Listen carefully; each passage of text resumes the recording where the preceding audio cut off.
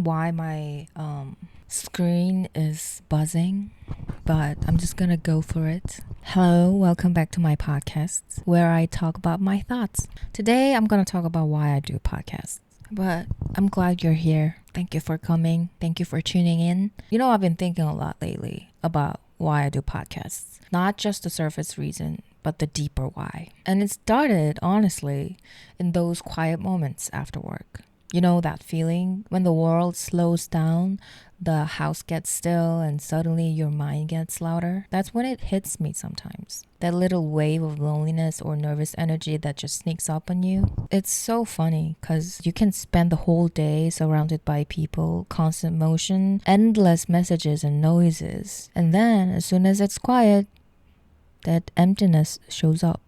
Your mind finally has space, and instead of relaxing, it starts to get louder and it starts to just wander around. And here's the thing, you're not alone in that. You're not weird for feeling that. In fact, it's one of the most human thing there is. Research actually shows that feeling lonely after work is incredibly common. Work gives us built-in social interaction, even if it's a small talk in the hallway, and when that disappears, we feel the drop. Loneliness spikes when the daily structure ends. World Health Organization even links chronic loneliness to real physical risks like heart disease, stroke, and things like that. So if you've ever come home after a long day, sat down, and suddenly felt off, it's not just you, it's biology. We humans are wired for connection. Julian Holt Lundstedt, a psychologist who's done incredible research on this, found that strong social ties can actually lower the risk of early death, while lacking them carries health risks comparable to smoking and obesity.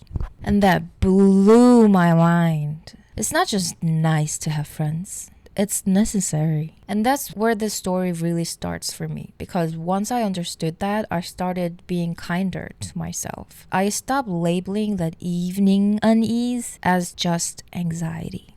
It's not something broken. It's my brain just trying to help. It's just saying, hey, maybe you need a little connection right now. So that's how I stumbled into podcasts. See, anxiety isn't always the villain. Sometimes it's a messenger, a little nudge that says, hey, do something about this. And for me, podcasts became that something. Because the truth of the matter is, not everyone wants to go out and socialize every evening. Sometimes you just want to be alone, but not lonely. You want a voice, some company, something that fills the quiet without draining you. And that's what podcasts gave me. Listening to someone talk, like really talk, it's like being invited into a conversation without pressure. It can make you feel seen even if you never met the person speaking. And guess what? Science actually backs that up too. Harvard research found that listening to conversational audio like podcasts can reduce stress and feeling of loneliness. Yale's research adds that tuning into inspiring content genuinely increases well-being.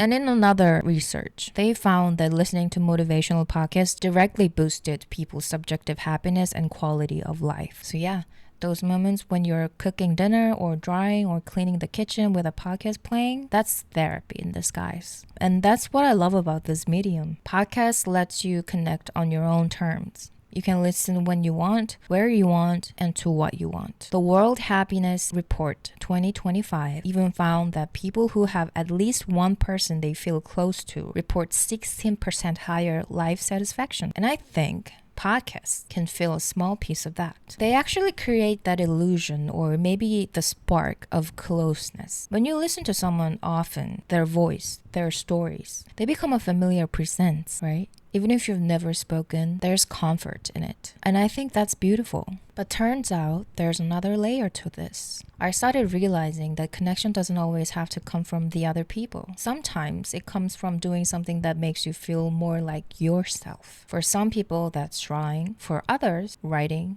cooking, or it could be music. Art, in all its forms, is really just a way of saying, I want to be understood. And that's what podcasts are to me. A kind of art. We humans create because we crave connection. Every painting, every song, every story is a bridge between me and you. It's our way of saying, this is what it feels like to be alive. Do you feel it too? So in a way, every episode, every little piece of creation work, it's just another attempt at connection, I think. Every one-way connections, like listening to a podcast, can also help though. They give us a sense of companionship, understanding, comfort. It's not a replacement for real relationships, but it is a kind of nourishment for the heart. And speaking of connection, I started noticing that people often find meaning not just through relationship, but through work too. Work gives us structure, yes, but it also gives us identity, a sense that we matter, that what we do has weight. And the social aspect of work, that's huge. Another research found that strong workplace relationship reduce stress and prevent burnout. It makes sense. When you feel supported at work, the hard days don't hit as hard. And I'm the living proof of that. And then there's growth. Personal growth is another kind of connection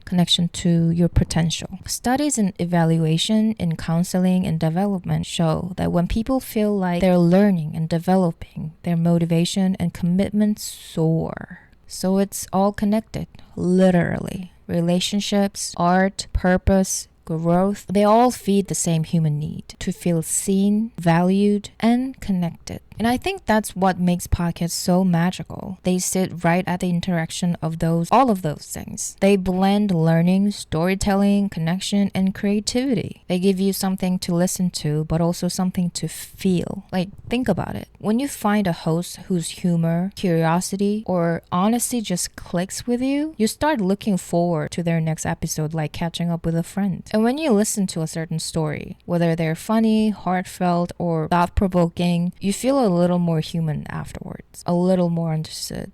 That's why I do podcasts. That's why I chose podcasts. Because sometimes all it takes to feel connected is a voice. One voice that reminds you you're not alone, that the thing you're feeling right now is not just you. The things you feel are human, not flaws. And maybe that's what this whole thing is about. Creating spaces where we can all feel a little more understood. Where the quiet moments don't have to feel empty. Because they're filled with voices, stories, and reminders of what it means to be alive together. So yeah, it's about connection with others, with myself, and with the world. Even in the quiet moments, especially in the quiet moments. Because sometimes all you really need is a voice that reminds you you're not alone in that. I hope this gave you a sense of something opposite to loneliness. I mean, I was feeling really lonely when I wrote this and when I really deep dived into why I do podcasts. But yeah, thanks for tuning in, and I'll talk to you soon again. Hope you have a great day or night. Bye. I'll see you later.